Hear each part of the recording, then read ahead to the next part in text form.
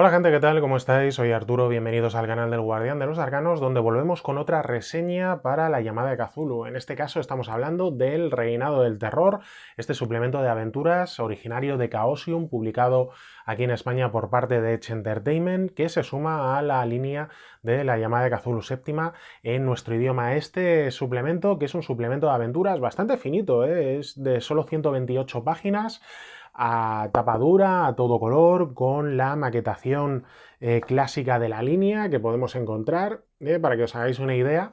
y que tiene esta portada obra de Víctor Leza, que a mí es un ilustrador que me gusta mucho y que tiene un toque muy característico con las ilustraciones. No solo lo vamos a encontrar en la portada, lo vamos a encontrar en las diferentes ilustraciones interiores de que se compone el texto y que, como digo, a mí es un ilustrador que me gusta mucho, trabaja para la llama de Cthulhu, para Warhammer, para Shadowrun, y en cuanto ves sus ilustraciones las identificas inmediatamente porque tienen un toque muy característico y muy personal. Y como digo, a mí personalmente me gusta mucho. Bueno, tenemos un suplemento de aventuras donde vamos a encontrar dos aventuras o una aventura dividida en dos partes, que está separada en 2 años, la primera en 1789 y la segunda en 1784, es decir, con una separación de 5 años y con la Revolución Francesa como escenario donde se van a ir produciendo los diferentes hechos de esta trama que se va a ir produciendo.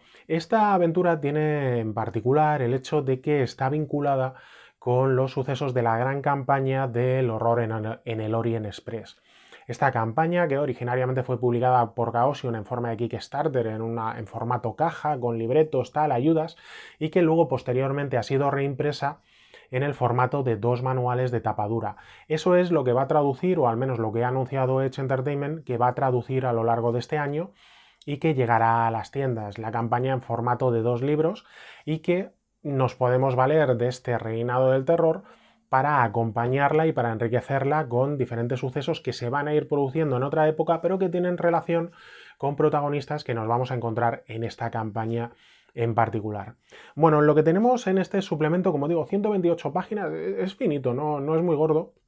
Vamos a tener toda una representación, se nos inicia con toda una representación de lo que es este periodo histórico tan importante dentro de no solo de Francia, sino de toda Europa y de todos los países demócratas, el hecho de esta Revolución Francesa. Y además te lo explican muy bien porque no tenemos un texto académico donde se van a ir sucediendo nombres, localizaciones, hechos, tal, sino que te lo explican desde un punto de vista que va a ser muy útil a lo largo de dirigir la aventura, puesto que está pensado para presentarte los diferentes hechos y la situación tal que acabó dando lugar a la Revolución Francesa. Es decir, te explican cómo estaba la nobleza y el clero como una barrera que impedía que las clases más pudientes pudieran escalar posiciones, cómo las clases más pobres pues tenían grandes problemas a la hora de tratar de sobrevivir al día a día, porque el sueldo que obtenían o el sueldo que podían ganar prácticamente se les iba en comida, como el precio de la hogaza de pan que era necesaria, que era el principal elemento, ¿no?, de los nutrientes que podía conseguir una familia durante esta época, pues a poco que subiera ya no podían comprarlo y eso provocaba revueltas, provocaba que incluso acabasen apaleando o linchando de manera pública a los panaderos cuando se producía épocas de escasez, cómo tenían que obtener el agua de las fuentes públicas, puesto que el Sena pues no es potable el agua que se podía obtener de él, y cómo había diferentes impuestos que gravaban el hecho de pues sacar este agua. Había aguadores que llevaban el agua de un sitio a otro y que muchas veces lo cogían del Sena, ¿no?, que como digo es un agua que no es potable y por lo tanto transmitían diferentes enfermedades a la población. Bueno, te van presentando muy bien lo que es esta época desde el punto de vista del juego para entender la situación y cómo aquello era un polvorín que iba a acabar estallando y que prácticamente era inevitable lo que se acabaría produciendo, ¿vale? Bueno, después ya tenemos directamente lo que son las dos aventuras. Como digo, una aventura en 1789 y otra en 1794, con 5 años de diferencia. Esta que bueno, te dicen que es una aventura como tal, que está dividida en dos partes. La verdad es que se pueden jugar de manera separada, ¿eh? Sí que tienen conexión, pero no es tampoco imprescindible el hecho de tener que jugarlas de manera conjunta. Y entre medias nos ponen pues los hechos que ocurren durante esa época en particular, especialmente lo que es el asalto a la Bastilla, la toma de Versalles, la decapitación de la monarquía, literalmente, ¿no? Pues toda esta serie de hechos que además te los presentan de manera que puedas jugarlos, que no solo los tengas como contexto histórico, sino que durante esa época que produce el intermedio entre estas dos partes de la misma aventura, pues que puedas jugarlo y que puedas añadirlo y que por tanto es material llevable a la mesa. Luego tendríamos la segunda parte y posteriormente llegaríamos a lo que son una serie de ayudas que nos van a proporcionar pues tanto tablas de compra de la época, leyes que se producían en la época, es decir, todo un contexto histórico para que este suplemento no solamente sean estas dos aventuras, sino que nos sirva como suplemento histórico para poder jugar partidas durante esta época. Incluso se nos compone de 9 semillas de aventura para poder incluir durante este impasse, durante esta pausa que se produce de 5 años, para poder incorporar estas 9 semillas de aventura más la toma de la Bastilla y poder ampliar mucho más el arco argumental, convirtiéndolo pues en una campaña por los personajes, no tanto por la trama, pero sí poder dirigirla muchísimo más en el tiempo. Al final ya luego tendríamos una bibliografía de los diferentes libros que se han utilizado para llevarlo, incluso cómics o películas, y por último pues evidentemente las ayudas de juego que se pueden entregar durante la partida y que puedan ayudar a dirigirla en la mejor medida posible, ¿no? Como podéis comprobar, pues aquí tenéis, ¿no? Tampoco quiero enseñar mucho. Al final tenemos 6 hojas de personaje, de 6 personajes pregenerados, que pues se recomienda por parte de los autores utilizarlos a la hora de llevarla a la mesa, que se utilicen a estos personajes pregenerados que ya te vienen aquí y que esperemos que Edge suba en formato PDF dentro de poco, ¿no? Para poder utilizarlos. Estos personajes pregenerados, aparte, son curiosos porque todos ellos tienen una serie de motivaciones, tienen una serie de trasfondo, de historia, que les va a relacionar con diferentes personajes que nos vamos a poder ir encontrando en el desarrollo de la trama y además tienen su propia ideología respecto a la situación que se está dando, si son pro-monárquicos o pro-revolucionarios, y que eso puede marcar la posición que tomen en momentos históricos determinados, como es la propia toma de la Bastilla, ¿no? Podríamos encontrarnos con que varios de los personajes se encuentran en grupos enfrentados y tendrían que enfrentarse entre ellos. Además, de estos 6 personajes, 5 son hombres y uno es una mujer disfrazada o haciéndose pasar por hombre, por lo cual te añade ese juego y le añade mayor profundidad a la historia dentro de un contexto histórico muy amplio, muy rico y desde luego muy atractivo y que te da pues mucho juego a la hora de llevarlo a la mesa. Bueno, esto es más o menos lo que os puedo contar sin soltar demasiados spoilers, pero evidentemente vamos a soltar unos cuantos spoilers, así que si vais a jugar esta aventura, pues os recomiendo mirar en la tabla de tiempo del vídeo o en la caja de descripción para saltar a conclusiones o dejar de ver el vídeo ahora mismo. Ya eso queda en vosotros. Bueno, la primera parte de la aventura, estos ya son spoilers, ¿vale? La primera parte de la aventura lo que nos vamos a encontrar es que los jugadores, los investigadores, que en este caso son soldados que pertenecen al ejército francés, reciben el encargo de ir a vigilar al conde Fenalic. El conde Fenalic, que es uno de los mimados por parte de la monarquía, uno de los condes que se encuentra en mejor posición y al cual pues hay cierta gente que les tiene envidia, ¿no? Que le tiene envidia y que quiere verle caer. Entonces mandan a los soldados, mandan a los investigadores para ver si pueden descubrir algún trapo sucio acerca de este conde Fenalic y se van a encontrar con que pues realiza una serie de fiestas absolutamente depravadas, obscenas, donde se dan a la lujuria, incluso al masoquismo, y que pues le añaden mucho picante a lo que es la propia aventura. Dentro de estas fiestas que da, pues hay un violinista enano que luego va a tener una importancia muy, pues bastante grande en la segunda parte de estas aventuras que se van a jugar aquí. Bueno, una vez que transmitan esta información a las personas que se lo habían encargado, ordenarán la detención de este conde Fenalik, que pues bueno, pues dentro de estas fiestas pues incluso atenta contra la monarquía, se burla de todo tal, y pues se propicia su captura. Que cuando vayan a capturarle van a descubrir pues que este conde Fenalik en verdad es un vampiro, es un vampiro inmortal que lleva por allí desde hace mucho tiempo y que se vale de un artefacto mágico, un artefacto prodigioso que es el simulacro de Sevdekar o algo así se llama, ¿vale? Es un nombre raro. Y que tanto el conde Fenalik como este simulacro van a ser el leitmotiv de la campaña de Horror en el Orient Express que, pues como digo, es la conexión que tiene con la misma. Por lo cual, a la hora de detenerle hay una serie de presupuestos, hay una serie de puntos que se tienen que dar con la detención del mismo. El conde Fenalik no puede morir, tiene que ser capturado y tiene que ser encerrado en el manicomio, el artefacto tiene que ser destruido y tiene que perderse una parte del mismo dentro de esta localización y tienen que darse una serie de supuestos que encorsetan un poco lo que es el desarrollo de la propia aventura. Bueno, una vez capturado este conde Fenalik,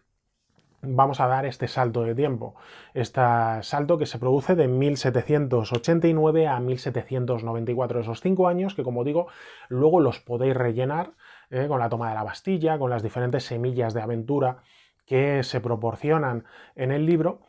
y que llegaríamos, por tanto, a 5 años después. 5 años después, las personas que habían propiciado la caída del conde Fenalik, que en este caso se llama Rigol, el doctor Rigol o algo parecido, pues a través del conocimiento que ha obtenido de la captura del conde Fenalik y de su inmersión en diferentes tomos de los mitos, pues está obsesionado con la inmortalidad y por tanto pretende obtenerla a través de un ritual que traiga a Azazoth a la Tierra, a Azazoth a París, mediante el sacrificio que se va produciendo con las decapitaciones que se van produciendo por la propia época en las guillotinas, ¿no? Estas guillotinas públicas y que hacían horas extra por aquella época. Bueno, los jugadores se van a encontrar dentro de las catacumbas con este Rigol que está utilizando una serie de zombies que en verdad son víctimas de la guillotina y que luego ha cosido de manera así un poco acelerada lo que son las cabezas a los cuerpos, por lo cual muchas veces no coincide, ¿no? La cabeza de un hombre con el cuerpo de una mujer, tal, la cara de un niño con el cuerpo de un anciano, este tipo de cosas, ¿no? Y que pues se van a meter en problemas nada más descubrirlo. Y es ahí dentro de las catacumbas donde van a recibir la ayuda de un ghoul que vive allí dentro y que les va a ayudar a escapar de esta trampa y que les va a contar más o menos los planes de este Rigol y cómo frustrarlos. Van a tener que adquirir o que conseguir el libro que ha estado utilizando y donde se encuentra el hechizo que pretende realizar y deben encontrar a este violinista enano que ya hemos mencionado en la primera parte de la aventura y que es un antepasado de Eric Zahn. Por tanto, tiene dentro de su cabeza, esto parece que se transmite de manera familiar, la música de las esferas, la música del más allá, y que una vez que se la toque y la escuchen los soldados, la escuchen los investigadores, estos podrán sacrificarse uno para tratar de detener el ritual que está llevando a cabo este Rigol, que por lo tanto tendrá que pasar por la guillotina, por una de esas guillotinas que está utilizando a modo de sacrificio para atraer a la Tierra a Azazoth. Más o menos estas serían las dos aventuras que, como digo, veis que son bastante diferentes, tienen un hilo conductor, pero que se pueden jugar de manera separada. Bueno, hasta aquí los spoilers. Como conclusiones, ¿qué os puedo decir acerca de este suplemento?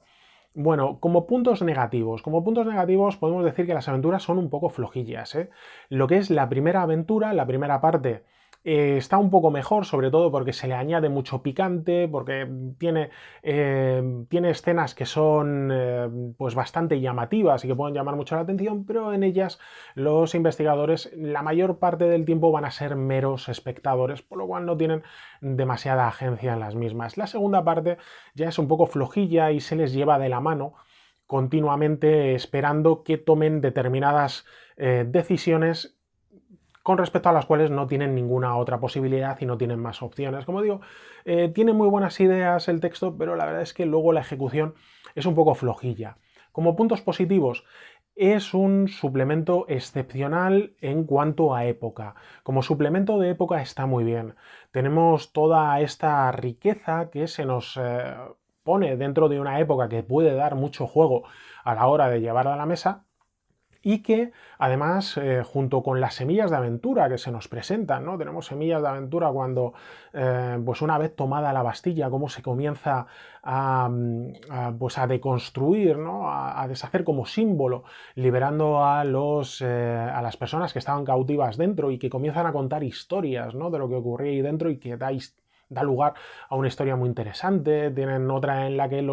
como siguen siendo soldados, pues los mandan casi como policía política a ver una obra de teatro para ver si es subversiva, si es contrarrevolucionaria, ¿no? Y en esta obra de teatro se producen cosas. Es decir, son semillas de aventura que están muy bien y que te permiten unirlas, lo que es la primera aventura y la segunda aventura en lo que es el intermedio, junto con la toma de la Bastilla y estas 9 semillas, en todo un arco argumental enorme que se aprovecha muchísimo de la época, de esta época que da tanto juego, y que pues se puede construir algo realmente muy bueno. Ahí ya tienes que poner tú de tu parte, porque estas semillas de aventura pues ocupan entre media página y una página entera, o sea, están bien desarrolladas, pero claro, evidentemente luego tú tienes que ponerles un poco de tu parte. Pero como digo, como suplemento regional, como suplemento histórico, está muy bien hecho, está muy bien presentado y la verdad es que es muy interesante y muy atractivo. ¿A quién recomendaría este suplemento? Pues si te gusta la libertad, si te gusta que tus personajes tengan capacidad de decisión y de opciones dentro de las partidas, pues evidentemente no es para ti. Es un suplemento muy direccionista, muy encarrilado y que se da por hecho muchas cosas que, pues como digo, le quitan un poco de libertad a los personajes. Como suplemento histórico, fantástico, pero fantástico, absolutamente fantástico. Está muy bien presentado, te da muchas opciones para que tú puedas luego crear tus propias aventuras.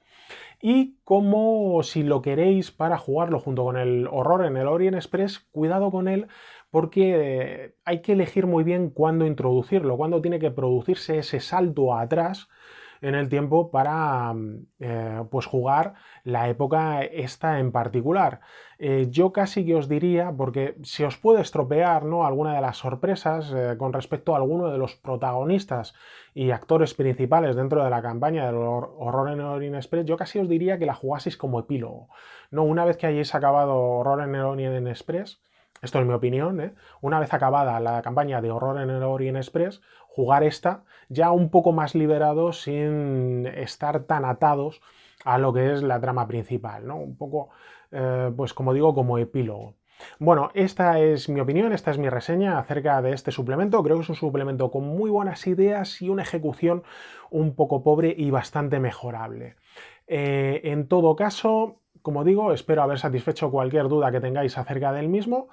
y seguiremos con más reseñas de cosas para la llamada de Cthulhu Séptima. Van a sacar unos cuantos suplementos que no me interesan particularmente, como es el Cthulhu a través de las épocas o portales al terror. El que más me interesa de lo que se va a publicar próximamente será el de Berlín, la ciudad depravada, que en cuanto esté disponible lo traeremos por aquí. Y evidentemente por parte de Shadowlands, el de la piel de toro, que ese suplemento le tengo muchísimas ganas y en cuanto llegue a tienda, a ver si me puedo hacer con él y os lo traigo por aquí.